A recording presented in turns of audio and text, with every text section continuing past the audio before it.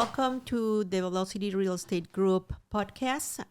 Kudos to our sponsor, Keller Williams Preferred Realty, our managing brokers. Today we are here again with our attorney, Joe Hill, and we're going to talk about some of the items that are the most important items on the contract when we write a contract for a buyer. Joe? Frank, did you have anything to add first, or do you want me to ramble on? Just a little briefing. When we write an offer for a buyer, there's many different components of the contract. There's the price. There's earnest money. There is closing date, loan type, or is it cash, down payment percentage that the buyer is using. We put the lender information on there. There's a bunch of different stuff on there. Expirations, that's a big one. So once we negotiate a contract and everybody agrees on the price and terms, then we forward the contract to Joe Hill. So Joe, you take it from here. Okay, again, my name is Joe Hill. I'm an attorney, been practicing for around 27 years. I focus quite a bit on real estate transactions, both commercial and residential, and in as much other things, business, sale, and purchase transactions, and other transactional matters, estate planning, and so forth.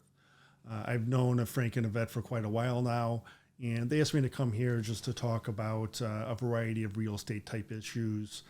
This is part 2 of our 5 or 10-part podcast. And they asked me to talk about certain contract issues that I've seen and come across. Generally, with real estate deals on the commercial side, most contracts you'll have some form contracts, but generally contracts are prepared by the buyer attorney, and it's a different animal than a residential contract, albeit you're still selling real estate and buying real estate.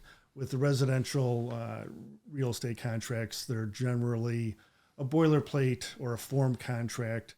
In the Chicago area here, the multi-board contract is very common, as well as the Chicago form of contract. And there's also vacant land contracts and other types of form contracts that are used fairly often. But for the western suburbs of Chicago, the multi-board contract is very, very common. Now, after Frank and Yvette, they receive a fully executed contract with some of the items checked off that they just mentioned. They send it to me, representing a buyer or a seller, and I'll review the contract, and obviously first talking to my clients just to see what the nature of the deal is, if there are any issues they may have at the point I receive the contract.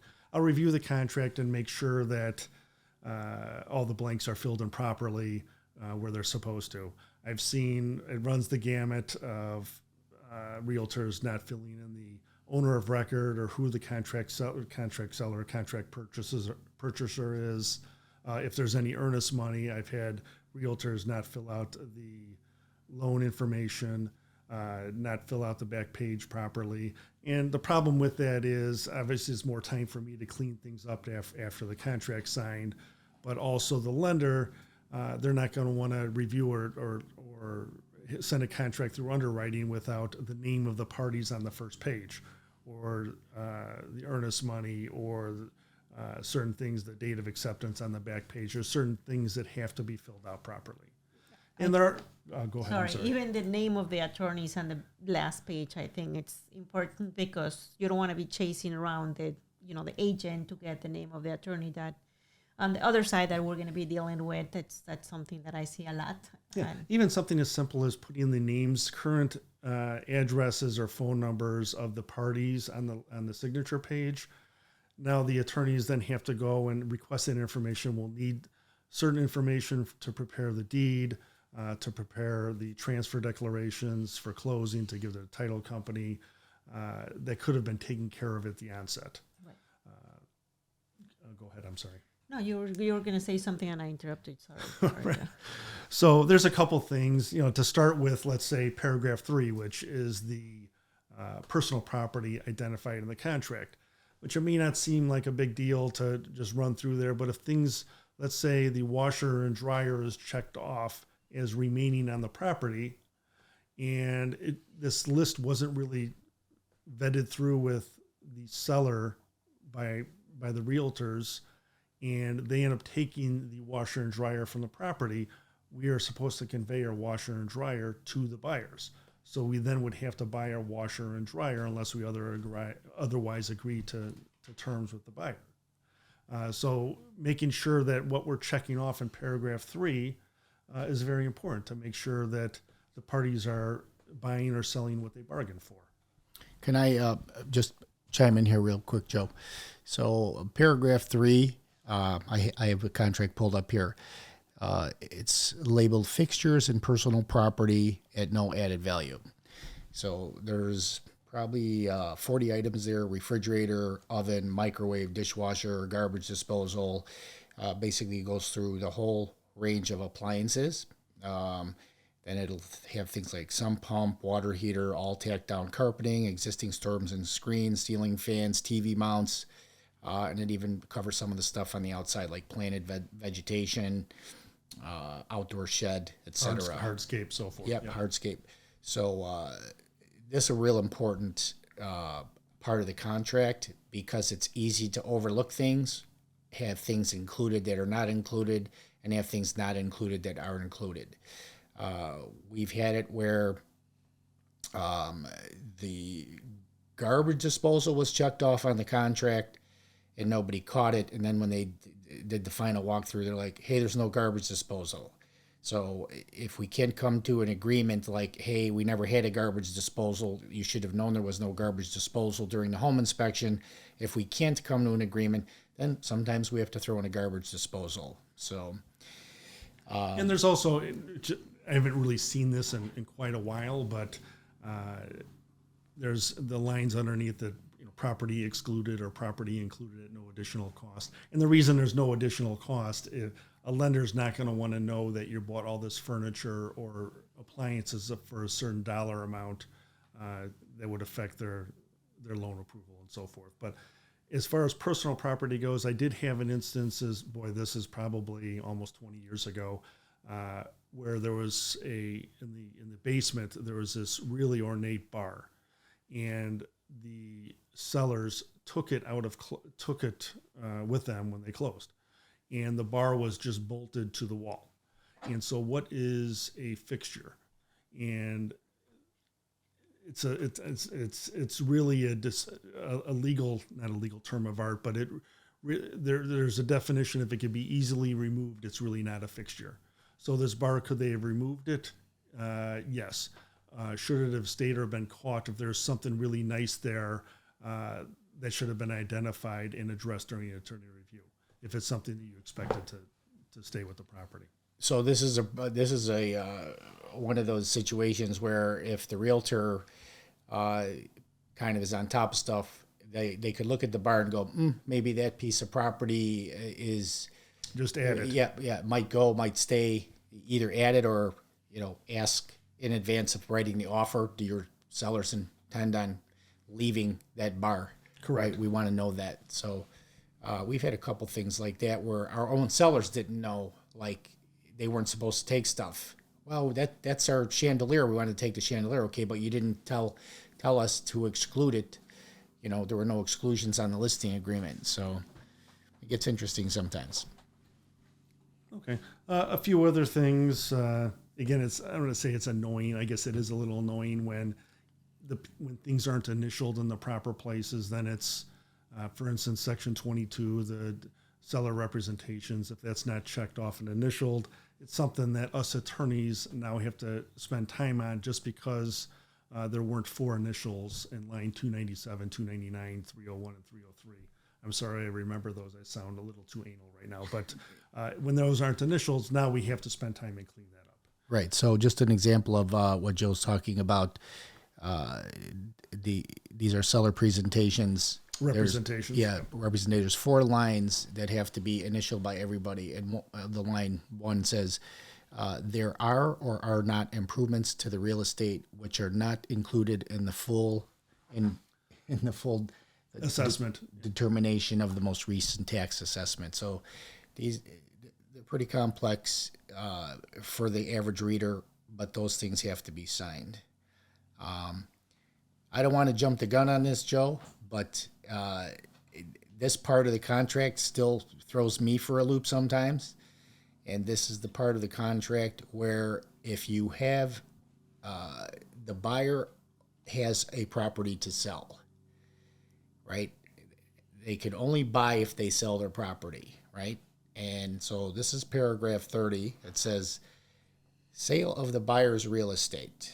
It says, buyer owns the following real estate, and there's an address there. Yes. Okay. And paragraph 2 says, buyer, and it says check one, buyer has, that's the first checkbox, or has not entered into a contract to sell buyer's real estate. Okay. And then it says, Isn't there one before that has or has not listed their property for sale? that comes later. Okay. So, and then if the buyer has entered into a contract, it asks 3 more questions. If the buyer has entered into a contract to sell the buyer's real estate, that contract is or is not subject to a mortgage contingency, is or is not subject to a real estate sale contingency, is or is not subject to a real estate closing contingency. And I don't know about you, Yvette, this one took me a long time to master. Basically, the farther, I mean, a seller and now is selling to a buyer who has to sell their house. And now the seller and seller's attorney have no idea what is happening with the sale of the buyer's house. And now it's subject to a mortgage contingency, the buyer's house, and or a sale contingency. It makes it a less appealing offer for a seller, for sure. Right. So in if we have a listing and the buyer comes in and says, we'll give you a tasty price for your house, but we have a house to sell. The buyer has to sell their current house to buy your listing. There's different phases of the transaction. So the buyer who's buying our listing could have already listed their house, had a contract written on their house, been past the home inspection, and they're simply waiting on loan approval. Then that would be a home sale contingency. That means the house is already under contract. Home closing contingency. Home closing, my fault. The home closing contingency. That's a little bit less risk for our seller to take because this buyer is far on into the transaction. But in spite of that, if that buyer loses their job, the buyer for the buyer's house, then they can cancel the deal, which means the buyer of our house cannot buy the house. Correct. So there's always a little bit of risk in those. And in this market, almost no, in no scenario will a seller take a buyer who has a home sale contingency because the market is so low on inventory. The listing agents will put in the listing comments, no contingent buyers. That means they're not even going to look at a contract where a buyer has a house to sell, regardless of how far they are into the process.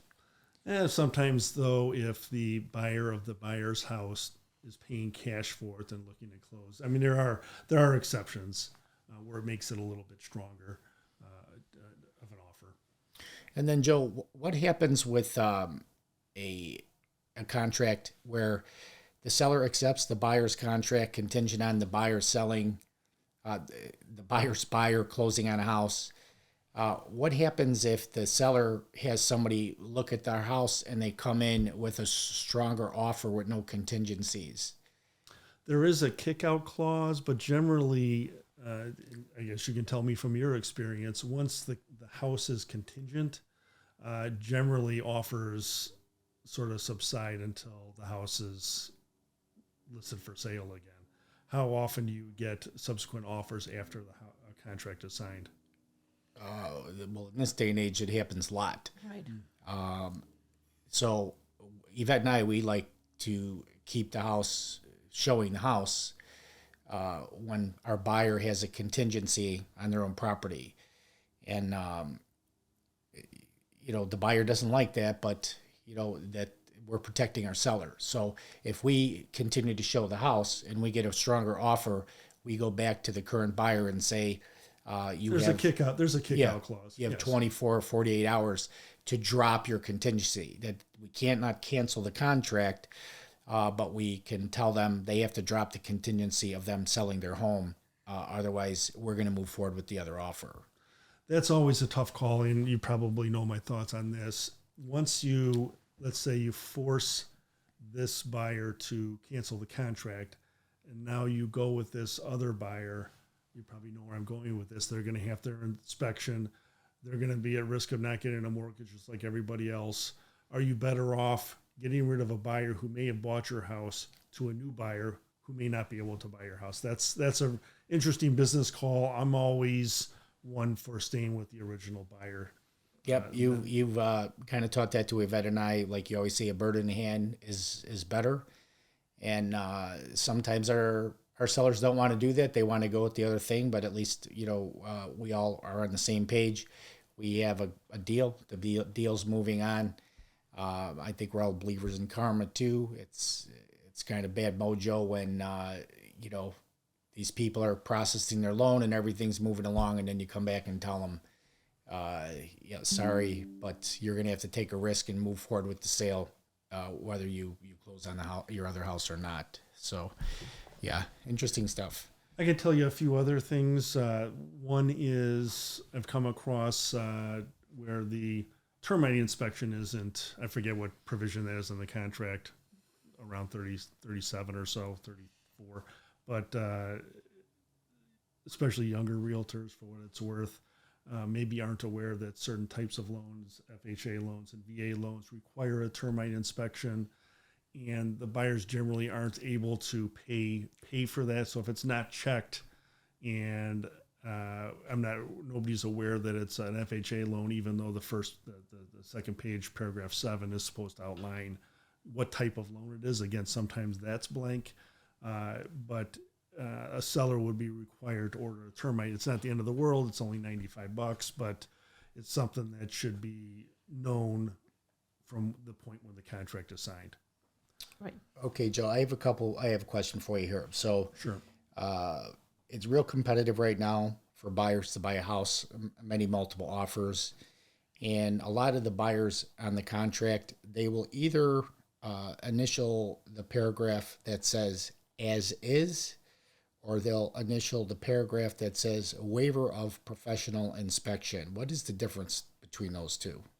Well, with a waiver of professional inspection, I've had one of those recently. I think that was with you, Yvette, where they decided they didn't need an inspection. And of course, prior to closing, they were asking questions that should have been handled by an inspector. Yeah. But with the waiver and professional inspection, you're sort of waiving your rights to an inspection, and you have the 5-day attorney review period to either terminate the contract or request modifications.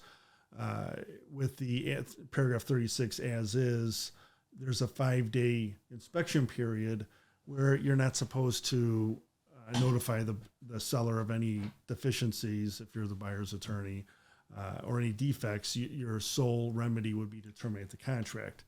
Unfortunately, in this day and age, that attorneys pre-2000, people took the as-is clause fairly seriously. It's as is. We're not going to ask for any repairs. Let's move on. Now, as is more of just it's not a regular inspection. Don't nickel and dime us. If there's something major, we'll address it. But there's still an inspection period, unfortunately, and you have to deal with certain issues. The alternative is just to terminate the contract and go try to find another buyer, which may or may not make sense. So as is means the buyer is entitled to an inspection, but they're agreeing that if there are any issues on the inspection report that may warrant them asking for a credit or asking for a repair, they're not supposed to ask for anything. They're just supposed to cancel the contract. Not even give a copy of the inspection report. Your sole remedy would be to terminate the contract. Okay, so how do people get around this now? It's I generally modify the first page. We try to convince our clients, do we really need this GFCI repaired or replaced? It's $18 or it's $75 for an electrician to do it. If there's something major, if it's a foundation crack or a chimney chimney repair that costs $4,000, yes, that's something we can discuss with the seller and see what they're willing to do. And that gets into an issue of negotiating closing cost credits and providing the amendments to the lender and so forth. But yes, the as is definitely more of a negotiating tool and issue than it has been in years past. Right. So for people watching our podcast, the as is means you can have an inspection, but you're not supposed to ask for anything after the inspection. No credits, no repairs. All right. You're supposed to cancel the contract or move forward with the contract. So what will happen is if the contract is canceled or the realtor calls the other realtor and says, we're canceling the contract for inspection issues, the seller's going to come back and say, well, I want to know what those issues are, right? So they're going to provide us, because we requested, what the issues are, and say, okay, well, what are you looking for? And they'll go, well, we want a $6,000 credit for the siding. Like we just had this with a house we closed in Buffalo Grove. We were the listing agent, and Joe was our attorney. They didn't know that the siding, was rotted. They got a contractor out there, and it was a $12,000 repair. So they were willing to walk away, even though they signed the as-is. They were going to walk away. We asked them for what the inspection issues were. It was a $12,000 repair, and our seller decided, heck with the as-is. We'll split the credit with them, and we wound up closing the deal. So as-is it's not 100% protection that no one's going to ask you for any credits or repairs, but it's the implication that you're not supposed to. I think it's more for like Joe was saying, like minor things. Like we're not going to be entertaining anything with a switch or a stained carpet or things like that. They're just minor stuff. But things like you were talking about, like the siding, I think the sellers feel like probably like they're gonna come up. The same thing is gonna come up with the next buyer, so we might just as well take care of it now and move on. Unfortunately, I've had just recently buyer's attorneys as is still send the entire inspection report. Yep, I've seen that But too. it gives a seller a little more ammunition to say, listen, this was supposed to be as is. We're not doing any of this stuff. We'll give you X number of credits, dollars for these 3 repairs, and that's it. If there wasn't an as is, you may have to deal with more of that stuff, but just because it's as is doesn't mean that, not to use double negatives all the time here, but that you won't have to deal with all these other little inspection issues. I have a question too about the appraisals, because I know the appraisal is not, there's nothing on the contract that talks about if the appraisal doesn't go, the house doesn't appraise at the price that we have on the contract. I know there's some attorneys that they don't say anything on their letters, but I know that you always put that on the letter that it's not going to move forward if the property doesn't appraise at the purchase price. How many times have you seen that happening where, the other attorney didn't say that or, didn't put that I on would the say letter? it's a very common, and you're spoiling part 3 of our podcast. That was in my attorney review inspection items, but that's okay. We can leave that for another day then. No, so what I would say, generally attorneys put that in their attorney review letter representing a buyer, just because, like you said, if it's 100% loan, they're not going to be able to get the loan. But if it's an 80% loan where you're putting 20% down, or 70 or less, if it doesn't appraise out, you'll still be able to get maybe you'll still get the mortgage, but you're also paying more for the property. Put more money down. Yes, with more money down. So that is an issue. That's why I put it in all of my letters.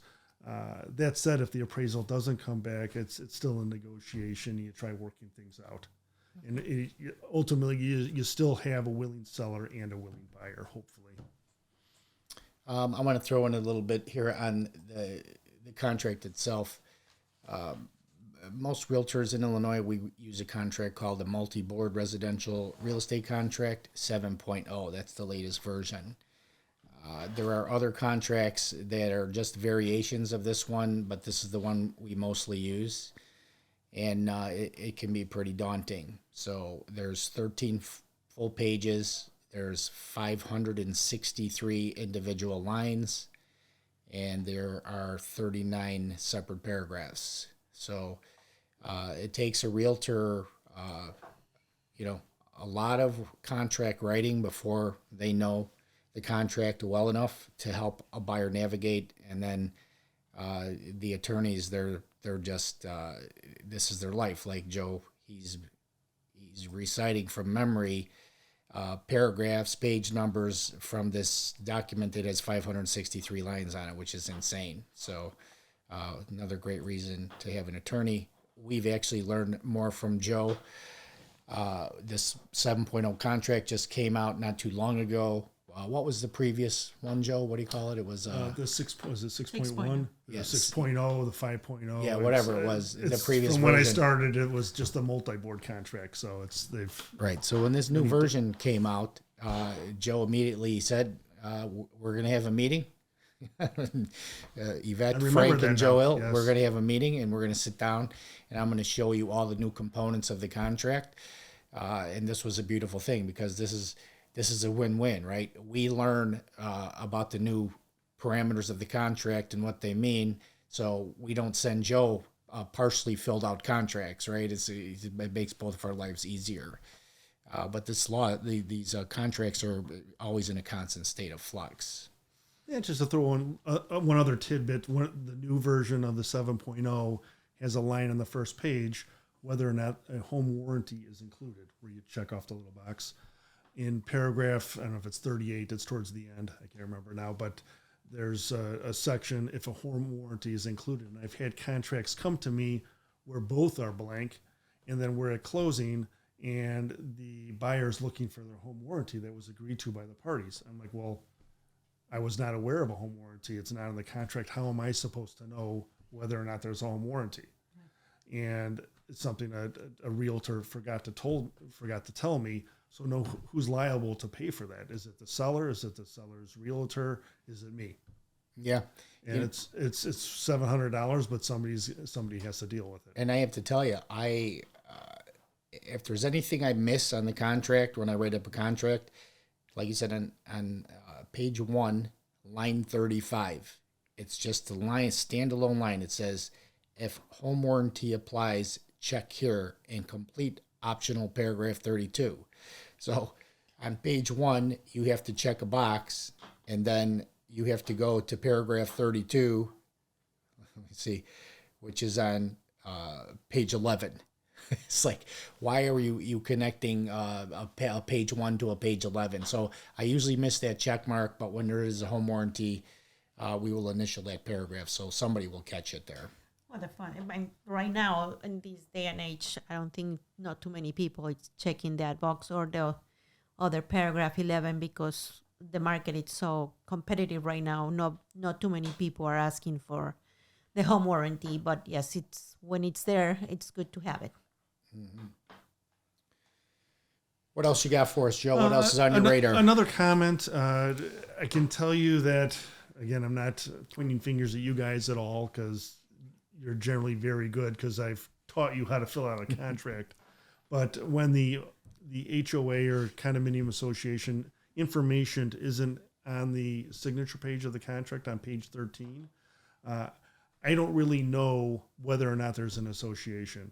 I can tell if it says condominium unit number such and such, but especially with townhomes where it has its own individual address, I don't necessarily know whether there's association.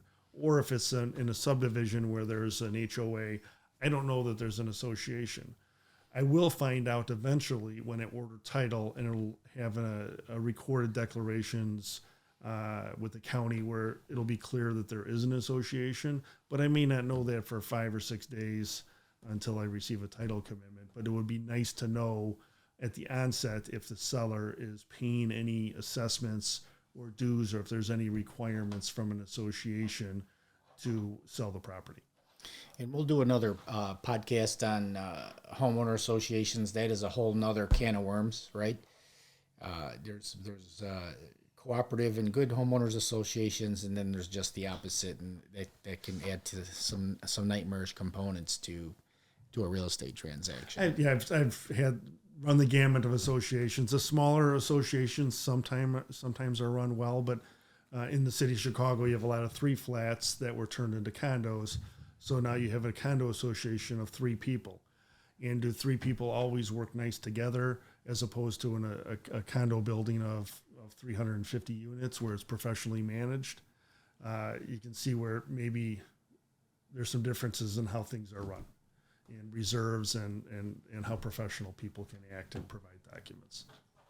Awesome. Anything else, Yvette, for our attorney? No, I think that's it. I had one other thing here. How unlike you, Joe, to have one more thing, okay? So I had a realtor in the city who I really don't do many deals with him anymore. He would always put, let's say, the contract is signed on April 1st. He would put a closing date of, let's say, April 24th, and with a mortgage involved.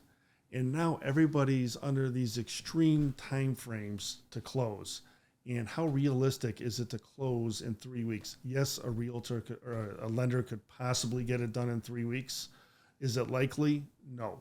And now you're putting pressure on everyone to have movers, attorneys to have surveys done, title, like all this stuff to be done in 3 weeks when it was somewhat of an arbitrary date by a realtor just to get it closed quicker. And without taking into account all these other factors, buyers and sellers all have lives. They may have travel concerns, whether they're in town to sign documents, whether they can get documents to their lender in time, whether they need help with moving or closing out of their current situation.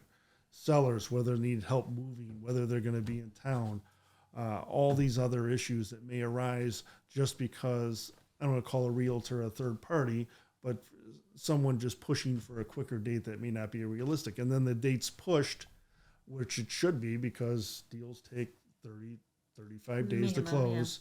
Yeah. And now you're worrying about rate locks and maybe other issues that should have been avoidable if this were done in the same manner. All right, so that's a great point there. Typically, a real estate deal takes, on average, we'll say 45 days.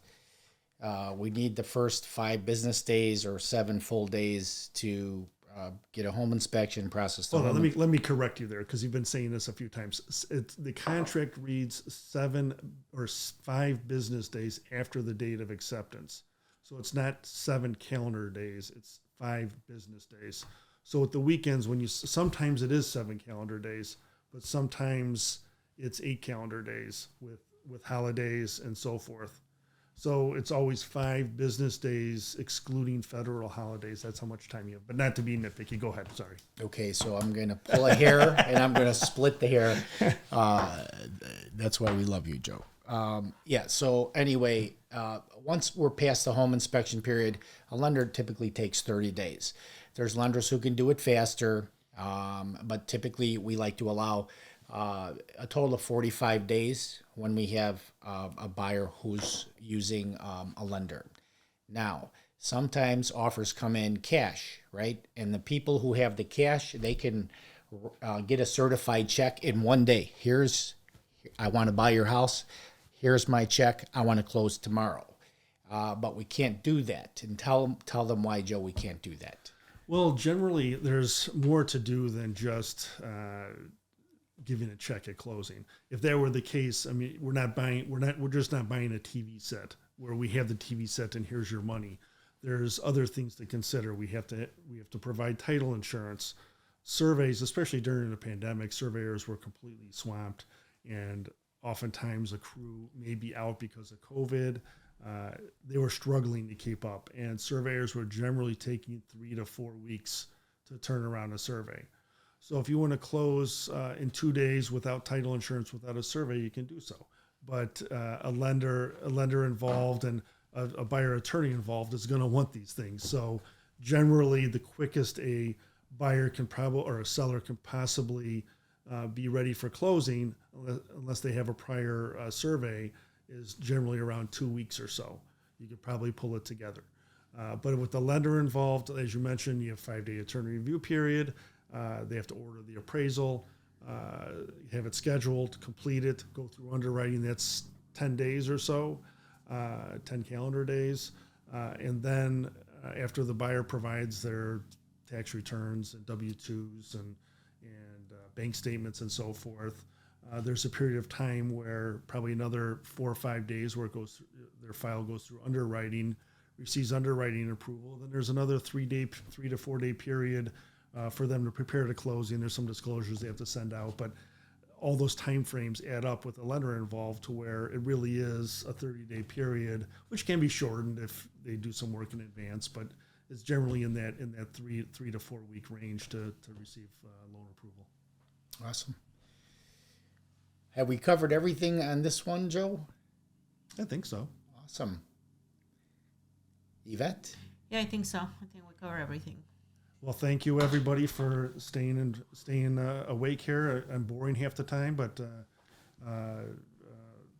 hopefully it was worthwhile. Yvette's looking at me. She was supposed to do the outro. Oh, thank you everybody for joining us at the podcast today. Thank you, Joe, for coming and sit down with us and giving all these good points in real estate. And again, we'll see you in the next one. This is the Velocity Real Estate Podcast. Thank you again for our sponsoring broker, Keller Williams Preferred Realty. We'll see you at our next podcast, everyone.